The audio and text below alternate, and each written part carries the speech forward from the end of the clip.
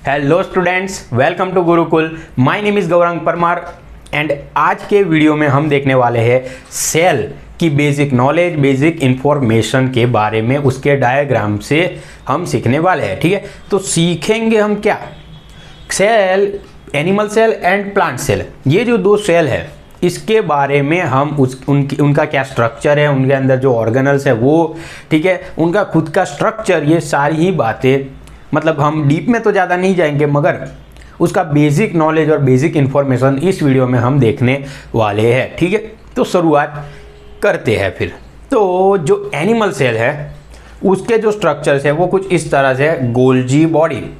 तो ये जो है ये है एनिमल सेल। आपको ये पता ही होगा या पता ना भी हो तो अभी पता चल जाएगा कि एनिमल सेल में, किसी भी एनिमल सेल में सेल वॉल नहीं होती। उसकी जो आउटर मोस्ट लेयर होती है वो होती है प्लाज्मा मेम्ब्रेन। ठीक है, और प्लांट सेल में सेल वॉल होती है जो कि आउटर मोस्ट लेयर होती है। तो प्लांट सेल की आउटर मोस्ट लेयर है सेल वॉल और एनिमल सेल की आउटर मोस्ट लेयर होती है प्लाज्मा मेम्ब्रेन। ठीक है, तो ये तो थी एक पॉइंट। अभी अगर नेक्स्ट देखते हैं तो हम नेक्स्ट जो देखेंगे वो है उसकी ऑर्गेनल्स। तो जो एनिमल सेल की ऑर्गेनल्स है वो है Golgi body, then vacuole. Vacuole जो है वो सेल की जो उसका जो फ्लूइड होता है उसकी कंसंट्रेशन को संभालने का काम करता है। ठीक है, मतलब कि उसके अंदर जो ये फ्लूइड है, सेल फ्लूइड, सेल का खुद का जो फ्लूइड है उसकी जो कंसंट्रेशन है और सेल के अंदर जो कचरा इकट्ठा हो ना जाए, ठीक है, मतलब उसको संभालने, उसको सेल को क्लीन एंड क्लियर रखने की जवाबदारी भी होती है वैक्यूल की। ठीक है, तो वैक्यूल अपने कंसंट्रेशन ग्रेडियंट की मदद से ये सारे काम करता है सेल को क्लीन एंड क्लियर रखने के, उसका कचरा मतलब दूर करता है, ये एक तरह से कह सकते हैं हम। दूसरी जो ऑर्गेनल है वो है, हाँ ये तो है प्लाज्मा मेम्ब्रेन। प्लाज्मा मेम्ब्रेन मतलब कि जो प्लाज्मा है सेल का अंदर, जो सेल का फ्लूइड है प्लाज्मा, ठीक है, सेल फ्लूइड भी जिसे कहते हैं, मतलब उसे को प्लाज्मा, ठीक है, या सेल फ्लूइड। तो ये जो प्लाज्मा मेम्ब्रेन है वो मेम्ब्रेन जो है वो आउटर मोस्ट लेयर होती है सेल की, एनिमल सेल की। ठीक है, तो ये वो है। देन ये लिपिड की बायर लेयर से बनी हुई होती है ये जो प्लाज्मा मेम्ब्रेन वो। देन ये माइटोकॉन्ड्रिया है। माइटोकॉन्ड्रिया जो होता है वो सेल के काम करने के लिए जो एनर्जी चाहिए वो एनर्जी प्रोड्यूस करता है, एनर्जी बनाता है। तो वो एनर्जी बनाने के लिए जो रिक्वायर्ड है वो है, जो ऑर्गेनल है वो है माइटोकॉन्ड्रिया। ठीक है, तो ये माइटोकॉन्ड्रिया। देन सेल के अंदर जो अलग अलग रिएक्शन होती है, ठीक है, उस रिएक्शन के अंदर काम आने वाले एंजाइम जो होते हैं और बाकी जो भी एंजाइम्स होते हैं सेल के अंदर, वो सभी तरह के जो एंजाइम है वो लाइसोसोम में पाए जाते हैं। ठीक है, मतलब कि लाइसोसोम में सभी तरह के, वैसे सभी तरह के मतलब हाइड्रोलाइटिक एंजाइम्स, सभी तरह के हाइड्रोलाइटिक एंजाइम्स लाइसोसोम में पाए जाते हैं, हाइड्रोलाइटिक एंजाइम्स। ठीक है, लाइसोसोम में हाइड्रोलाइटिक एंजाइम्स होते हैं। लाइसोसोम अगर सेल डैमेज हो जाए तो लाइसोसोम खुद ही सेल का डाइजेशन कर देता है। ठीक है, मतलब सेल को खा जाता है, अपने ही सेल को खुद खा जाता है लाइसोसोम। ये उसका एक इम्पॉर्टेंट पॉइंट है जो हमें ध्यान में रखना चाहिए। देन RER मतलब कि रफ एंडोप्लाज्मिक रेटिकुलम, ये भी सेल की ऑर्गेनल है जो कि न्यूक्लियस की लेयर के साथ, मतलब न्यूक्लियस की मेम्ब्रेन के साथ अटैचमेंट से, मतलब बिल्कुल ही नज़दीक से उसकी शुरुआत होती है, वहाँ पे वो रहती है। ठीक है, RER rough endoplasmic reticulum. Then ribosome जो है वो प्रोटीन की फैक्ट्री है। सेल के अंदर प्रोटीन जो बनते हैं वो सभी प्रोटीन रिबोसोम के द्वारा बनते हैं। मतलब कि रिबोसोम जो है वो सेल की प्रोटीन फैक्ट्री है, वो ये रिबोसोम हो गए। देन सेल फ्लूइड जो कि प्लाज्मा वो कहते हैं जिसे, वो भी हमने देखा। देन अगर नेक्स्ट बात करें, ये है SER मतलब कि स्मूथ एंडोप्लाज्मिक रेटिकुलम।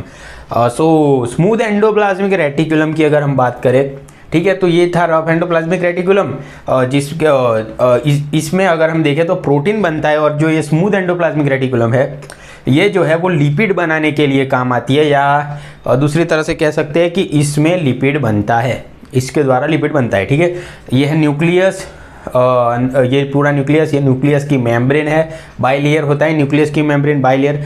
ठीक है, देन ये सेंट्रोसोम है।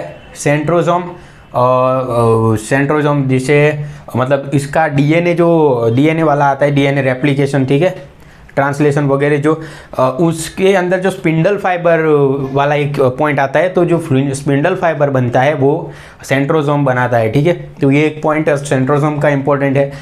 देन गोल्जी बॉडी जिसे हम देख के आए, गोल्जी बॉडी भी इंपॉर्टेंट स्ट्रक्चर है। ये वैसे तो ये अगर बिल्कुल ही अगर डीप में हम देखना चाहें तो जो एंडोप्लाज्मिक रेटिकुलम है उसके साथ होता है गोल्जी बॉडी, लेकिन हमने ये डायग्राम में इसको यहाँ रिप्रेजेंट कर दिया है, ठीक है। ये गोल्जी बॉडी है। लगभग एनिमल सेल के सारे ही हमने ऑर्गेनल देख लिए। अब हम देखते हैं प्लांट सेल के ऑर्गेनल। तो लगभग plant cell and animal cell में एक ही तरह की सेम ऑर्गेनल्स देखने को मिलती है, सिर्फ एक दो से डिफ्लेक्ट करता है, मतलब एक में होता है और एक में दूसरे में नहीं, ठीक है। ऐसी एक दो ही ऑर्गेनल्स है, बाकी सब सेम ही है। तो पहला पॉइंट जो हमने पहले भी देख लिया कि एनिमल सेल की आउटर मोस्ट लेयर है वो प्लाज्मा मेम्ब्रेन है। प्लांट सेल में प्लाज्मा मेम्ब्रेन की भी बाहर एक और लेयर होती है जिसे हमने कहा सेल वॉल, ठीक है। तो प्लांट सेल में आउटर मोस्ट लेयर है, प्लांट सेल में आउटर मोस्ट लेयर है सेल वॉल, ठीक है, जो कि सेल्यूलोज से बनी हुई होती है। सेल्यूलोज एक जो केमिकल है पॉलीमर जिसे कहते हैं, पॉलीमर सेल्यूलोज, ठीक है। देन अगर हम उसकी ऑर्गेनल की बात करें तो इसमें भी गोल्जी बॉडी होती है, माइटोकॉन्ड्रिया, रिबोसोम्स, फिर उसकी outer most layer cell wall है। प्लाज्मा मेम्ब्रेन भी इसमें होती ही है, लेकिन वो आउटर मोस्ट नहीं होती, उसके भी बाहर एक पॉलीमर सेल्यूलोज से बनी हुई लेयर होती है जिसे सेल वॉल कहते हैं, ठीक है। ये एक पॉइंट हो गया। देन सेल फ्लूइड या जिसे हम प्लाज्मा भी कह सकते हैं। वैक्यूल, अच्छा वैक्यूल के बारे में एक पॉइंट कि जो एनिमल सेल में जो वैक्यूल है वो छोटा होता है साइज में, और प्लांट सेल में जो काम तो दोनों का एक ही तरह का है, एनिमल सेल या प्लांट सेल जिसमें भी हो वो अपनी कंसंट्रेशन ग्रेडियंट या वो जो भी उसका मैकेनिज्म है, ठीक है, तो उसके द्वारा वो सेल को क्लीन एंड क्लियर रखने का काम उसका होता है। एंड दूसरा जो कई बार वो स्टोर्ड फूड भी रखता है सेल के लिए, ठीक है, तो वो भी उसका एक काम है। वो सब तो अलग बात है, ठीक बात है, लेकिन मैं पॉइंट अभी कहना चाह रहा हूँ कि वैक्यूल जो है वो प्लांट सेल का वैक्यूल बड़ा होता है और एनिमल सेल का जो वैक्यूल है का वैक्यूल या की वैक्यूल, ठीक है, सेल की वैक्यूल या सेल का वैक्यूल जो भी हो, लेकिन जो प्लांट सेल का वैक्यूल बड़ा और एनिमल सेल का वैक्यूल छोटा होता है। एक ये पॉइंट था। अभी नेक्स्ट जो पॉइंट है वो है SER, बस वही जो हमने यहाँ देखा, SER यहाँ पे लिपिड बनाता है और RER जो है रफ एंडोप्लाज्मिक रेटिकुलम वो प्रोटीन बनाता है, सब सेम ही है इसमें। लाइसोसोम भी इसमें जो देखा हाइड्रोलाइटिक एंजाइम्स, यहाँ पे भी हाइड्रोलाइटिक एंजाइम ही है, सेम ही है, ठीक है। देन अलग जो कुछ है, जैसे इसमें सेंट्रोसोम था एनिमल सेल में, प्लांट सेल में सेंट्रोसोम नहीं होता। अभी एनिमल सेल में क्लोरोप्लास्ट जैसा कोई हमने स्ट्रक्चर नहीं देखा, मगर जो प्लांट सेल है उसमें क्लोरोप्लास्ट होता है। एनिमल सेल में क्लोरोप्लास्ट नहीं होता, प्लांट सेल में क्लोरोप्लास्ट होता है, जो कि काम आता है फोटोसिंथेसिस में, ठीक है, फोटोसिंथेसिस में वो काम आता है क्लोरोप्लास्ट। तो एक ये बात हो गई क्लोरोप्लास्ट की, जिसके अंदर वो पिगमेंट होता है क्लोरोफिल, ठीक है, जो फोटोसिंथेसिस में उन सब का काम होता है, ठीक है। वो फोटोसिंथेसिस एक अलग मैकेनिज्म, अलग रिएक्शन है, तो ये जिससे कि सेल का खाना बनता है, ठीक है, ऐसा हम कह सकते हैं। तो ये सारी बात हो गई सेल की।